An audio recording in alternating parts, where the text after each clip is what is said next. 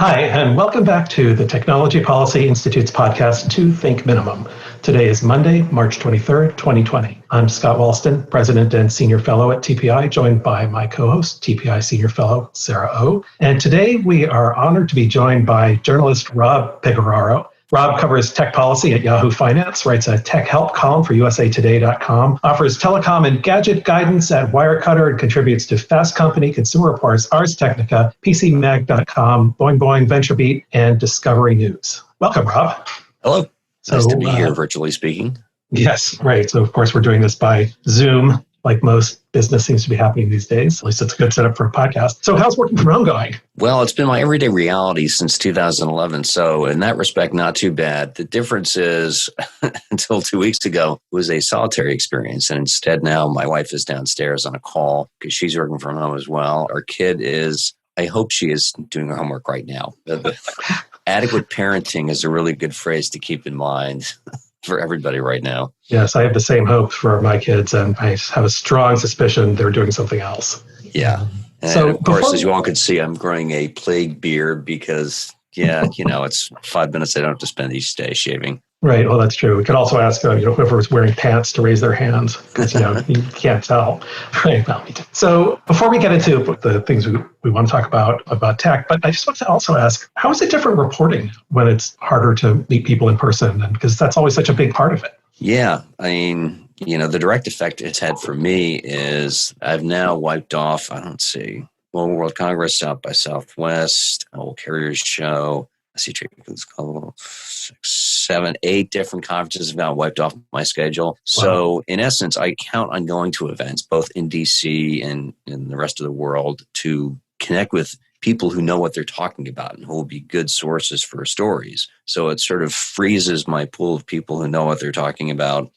I'm lucky in that so much of what I do, the reporting is already in the form of speaking to people, whether it's on the phone or Zoom or an email, not necessarily, man on the street interviews have never been a huge staple of my coverage. Mm-hmm. But certainly, I've done stories in the past where I've gone into a neighborhood and, okay, which of these houses definitely has a fiber connection? They've got that skinny line coming from the utility pole. I'll knock on the door. That's not happening anymore. Right. Interesting. All right. So just over the weekend, you wrote a story about data caps and the fact that we no longer have them for the most part. Tell us about that a little bit. Yeah, so this is one I actually sort of, like any good freelancer, I tried to sell the story twice. I first did a piece for USA Today that ran last weekend about all the steps various telecom companies have taken to make it easier for Americans to work from home. And it started when Carl Bode, a journalist with Rights at Vice's Motherboard site, among others, called out ISPs for retaining data caps when people are being forced to retreat to home, to work from home, to have their kids learn from home. Hey, this is really not helpful. That 1 terabyte limit that you had might have seemed reasonable when it was just Netflix and the occasional game, and then everyone was away from the house during the day. Lift those caps. And AT&T responded later that afternoon. So Carl deserves some credit for making things happen. And then things snowballed. Comcast said the next day they were going to lift their caps. So did CenturyLink. By, I think, the Monday of the week after, Cox did the same. And so I revisited this and checked them on the list of the 10 biggest ISPs as judged by Lightman Research Group. And all the ones that had data caps had lifted them. So there are 2 conclusions I draw from that. Number one is, you could sort of justify data caps as like, well, some people just use their connection more than others. We should monetize that. But in this case, you've got a serious need for people to be able to do as much as they can online, and saying we should monetize this because we can is not going to hold up. Essentially, data caps in the context of wired broadband were artificial scarcity, and charging money based on artificial scarcity looks different in this context. 2, I talked to a few different analysts, and they all said, you're not going to be able to bring these back. Once you take it away and you show that your system doesn't actually break down in this situation of national and international crisis, how are you going to charge for it later on? And, how many households do you think it affects? It's unclear. Back when Comcast's data cap was only 300 gigs, which at the time seemed a huge amount. I knew somebody who blew through it. He was testing a bunch of different online backup services. Now the odds are much higher. It does depend on what you're doing. We're using Zoom right now, and I think I looked this up for Fast Company. The amount of data used for that, it's not that much. if you want to put a dent in your data cap, the biggest thing you can do is stream a lot of 4K video on Netflix or Amazon. Right. That's good for 25 megabits per second. Yeah, Zoom, their bandwidth requirements top out at 3 megabits per second for group HD calling. So we're doing that right now. But it's all these little things. And fundamentally, one of my biggest complaints with ISP data caps is even if you want to do the right thing and play by the rules and whatever, it's hard because none of these ISPs give you tools to say, oh, you went over the cap because your kid was on Minecraft too much, or you binge watched a lot of 4K stuff. That's what constituted it. That's a measurement you can only take at the router level. Looking at how much data your iPad used up tells you nothing useful. There aren't great tools to evaluate on a computer by computer basis, much less on your connected TV. So, we may never know really how many people were avoided having to pay a data cap because this limit was raised. Those people may never really know what would have put them over that line. So, in essence, we've seen something that reasonable people would have a hard time complying with lifted. And if that goes away, that's okay. There are plenty of other ways for a telecom company providing home broadband to make a little extra money off the top. Charging people for this when it's fundamentally not a real scarcity. And the contrary example is what we're seeing in the European Union right now, where a bunch of streaming providers have said, we will limit the resolution of our services.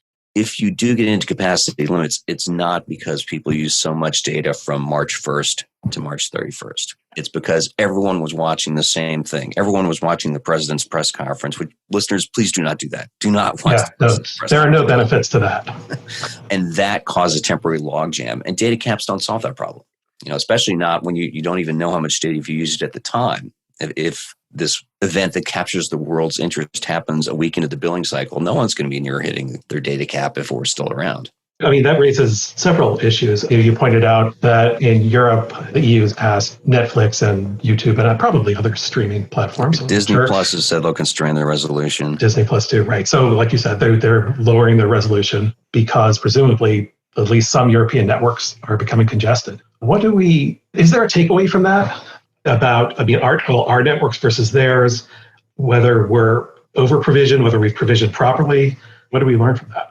So this is one where fundamentally I would like more data points. What I know from certainly talking to Comcast and some analysts around here, US ISPs had decided years ago that, Netflix is too big to fail in the context. They can't have a crummy Netflix experience. Verizon had a crummy Netflix experience several years ago. It was fixed with a lot of back-end deals. So they built their systems to ensure that everyone can stream and have the video not buffer at night. And all those applications use more data at once than any of the productivity stuff we're doing now. So in that sense, we're okay. There is more traffic, much more usage during the daytime.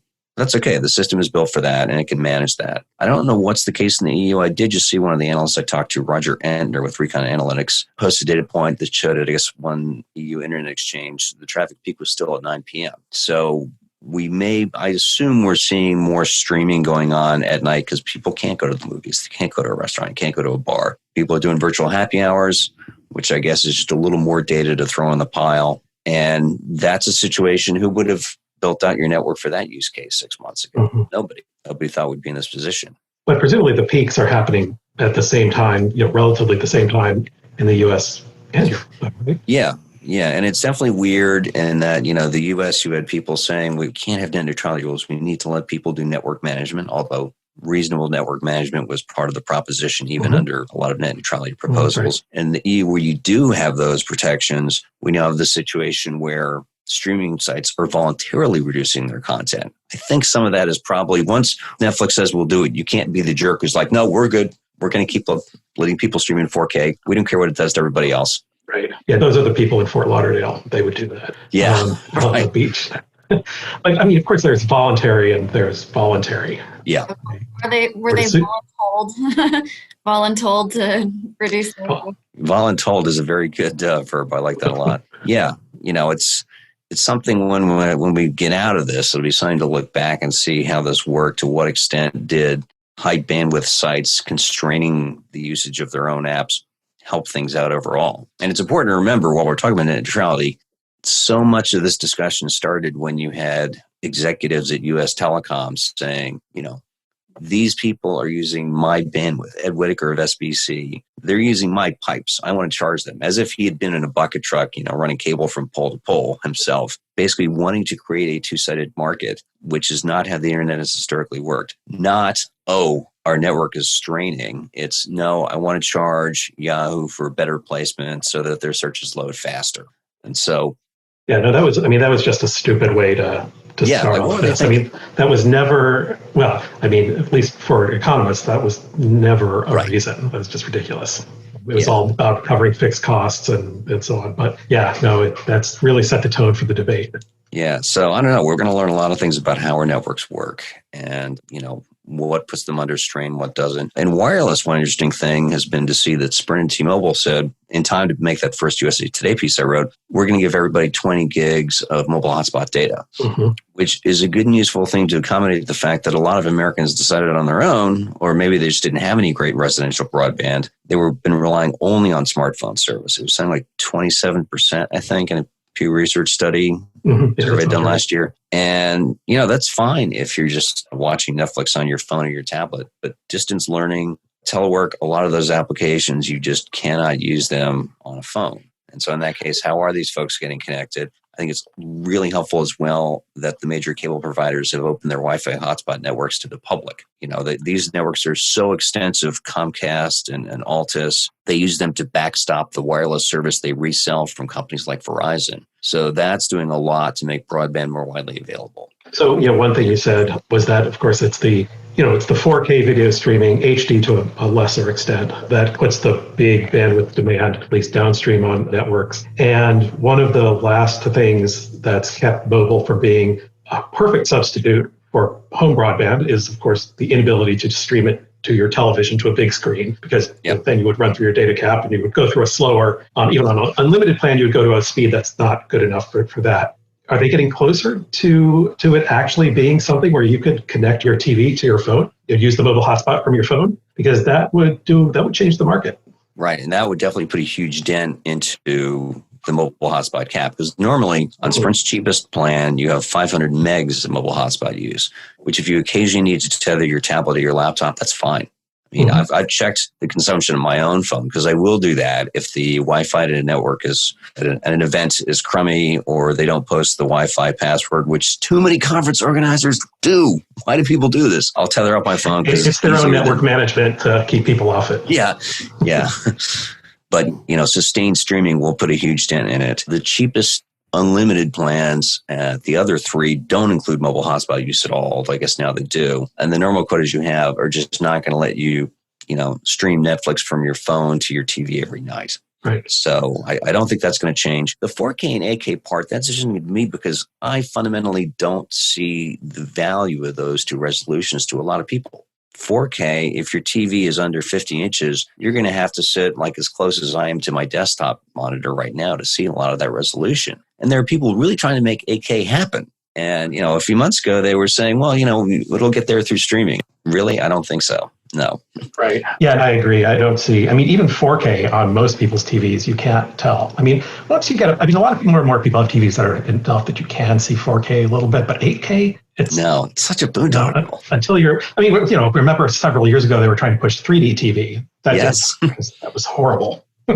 But I think my Blu-ray player does support 3D TV, the 3D standard for Blu-ray discs. So if it ever comes back, I'm prepared. You're ready. Do you have also laser discs? Remember those? No, I do remember those. I do somewhere. I have a small museum of obsolete technology. It doesn't include any laser discs. It does include a digital compact cassette. It's actually on that bookshelf back there. Oh, nice. I think I have a zip disc in that pile as well. Oh, we I have sitting over on the wall there about a 12-inch in diameter thing that looks like a laser disc, but it's a 5 megabyte hard drive. Ooh, wow. Oh, like really SideQuest? I remember using those. 5 megabytes. Yeah, exactly. That's when it's from my wife's college, actually. Yeah, she had it. Ripped it out of her computer. Outstanding. One photograph on Google. Yeah, right. So but let's stay on the network quality for a second, because wireless networks also got more bandwidth to use. More spectrum to use. Yes, right. And so that seems good and appropriate. There's more demand on all the networks and the spectrum's there. It should be used. What's going to happen afterwards? Are they going to try to keep it? Yeah, it's a little confusing to see because suddenly a bunch of Dish Network 600 megahertz spectrum got handed. Is T-Mobile using that now? I think it's T-Mobile, yeah. Yeah, like I need an actual flowchart to see which has gone where. Right. Yeah, I honestly didn't know we could actually free up spectrum and put it into use that quickly. So I didn't either. Impressive agility, which is a word that's been short supply to describe the U.S. economy right now. Right. Well, and also apparently our phones can use it, which is not something I expected either. Yeah. That is, one tech tip to listeners. If you've had it for a while, you probably can't use this. There were a lot of phones that if you're on T-Mobile, you're not using that 600 megahertz spectrum because that was added to phones relatively recently. You would have had to have bought one in the last 2 years, I think, to support it. It's band 71, I think. My friend Sasha Sagan at PCMag.com. If you have any interest at all in spectrum and wireless carriers, follow him on Twitter. That's SASCHASEGAN. His name great. Spells mine. Yes, great. That's a good tip. So what do you think is going to happen when hopefully this is all over? Are they going to make a case to somehow keep using that spectrum? Dish is supposed to be spinning up a whole 5G network. Right. There's a lot of people I've talked to in the industry who are like, yeah, it's not going to happen. The theory I've heard most often is they will start, but the CapEx is going to break them. And what will happen is a cable company or a consortium of them will move to buy them, which would not be a crazy thing for cable to do, given that, one part of Comcast business that's really growing, it's not pay TV, it's wireless phone service. Although that would be a little bit ironic given their push for more spectrum for unlicensed, for them to suddenly move into licensed spectrum. Yeah, everyone has a plan until what's that quote? Everyone has a plan until they get punched in the mouth. And we're all getting punched in the face right now. I'm a little sore, actually. Right, it's true. It's kind of like, it's the same as the expression, I was a great parent until I had kids. Yes, I resemble that remark.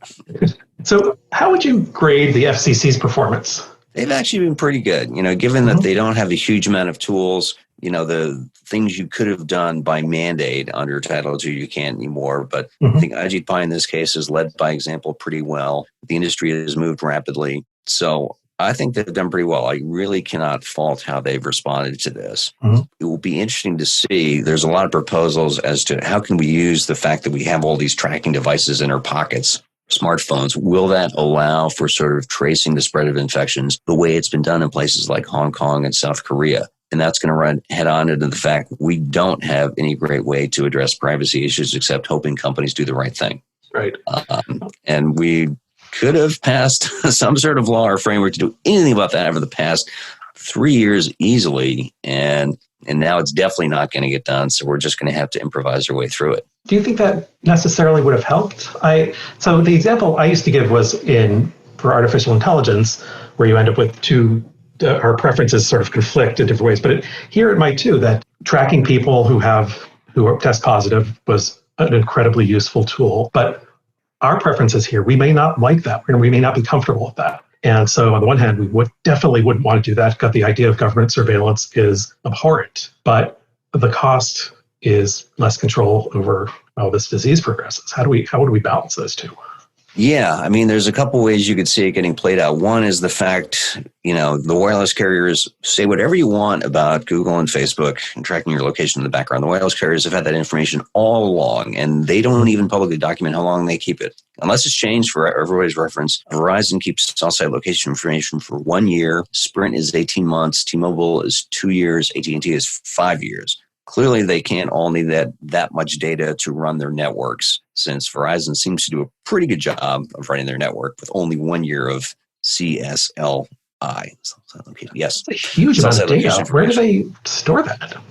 That's a billions and billions of pings. It's on a laptop in somebody's car. I hope they remember to log it. Yeah, of course.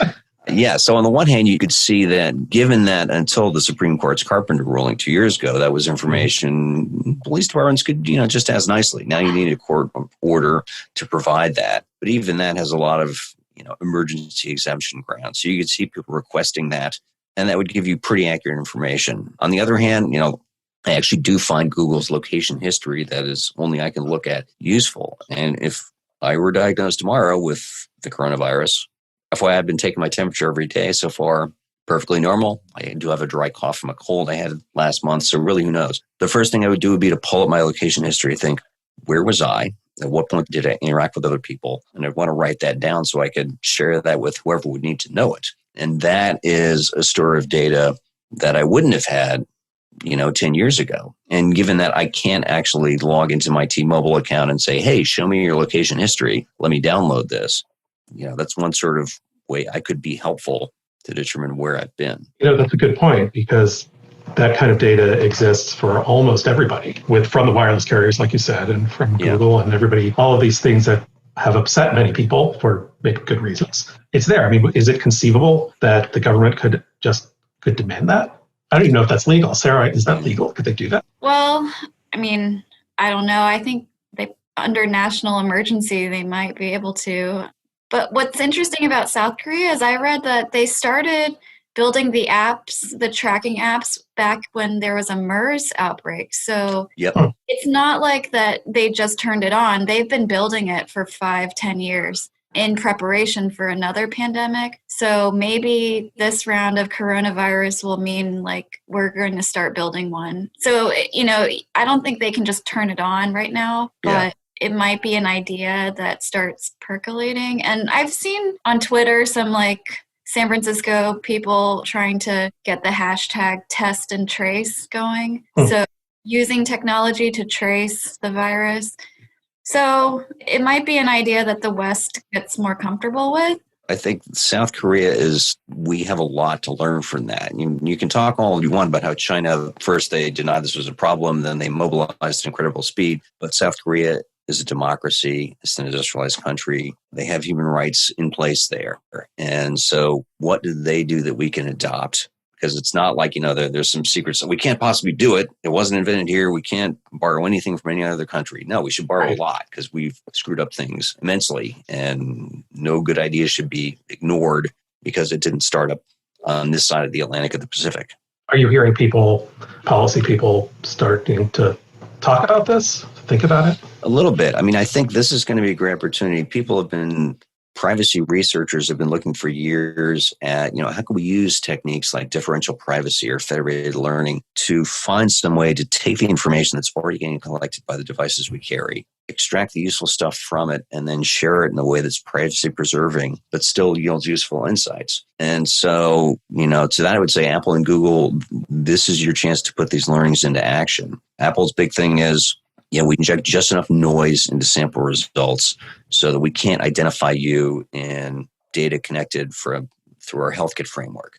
Google talks about federated learning, which, for instance, when you see Google Maps say, this restaurant is busy at this time. See how I just dated myself right there? Mm-hmm. This restaurant is busy at no time for the indeterminate future.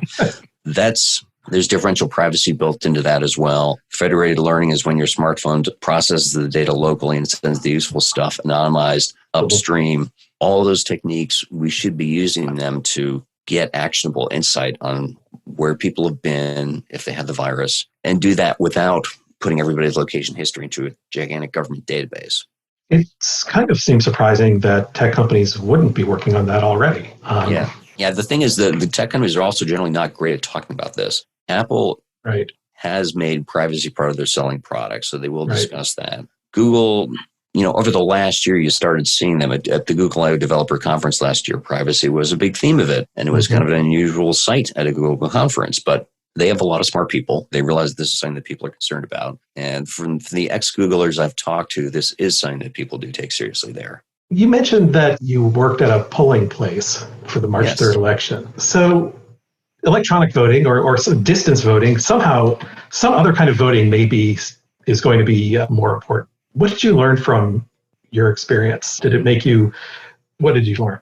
So this was really fascinating. So I've been writing about the security of elections probably since, I guess, the mid-early 2000s. And part of it was I spent a lot of time voting on some really horribly insecure electronic voting machines, WinVote terminals, that everything you could have done to make them easy to hack was done. And the Commonwealth of Virginia finally decertified them a few years ago. And in the course of learning about this, I kept seeing election security experts say, if you really want to know what's going on, be a poll worker. Anybody can do it. If you're a registered voter, you will learn a lot about how this works in practice. It's a long day, but they'll pay you. And I finally realized I'm going to be in town for Super Tuesday. I can do this. I'm self-employed. I can take the whole day off. I did sort of pause when I realized that they specified polls in Virginia for that election opened at 6 a.m., closed at 7. So they said your workday starts at 5 a.m. and ends at 9 p.m.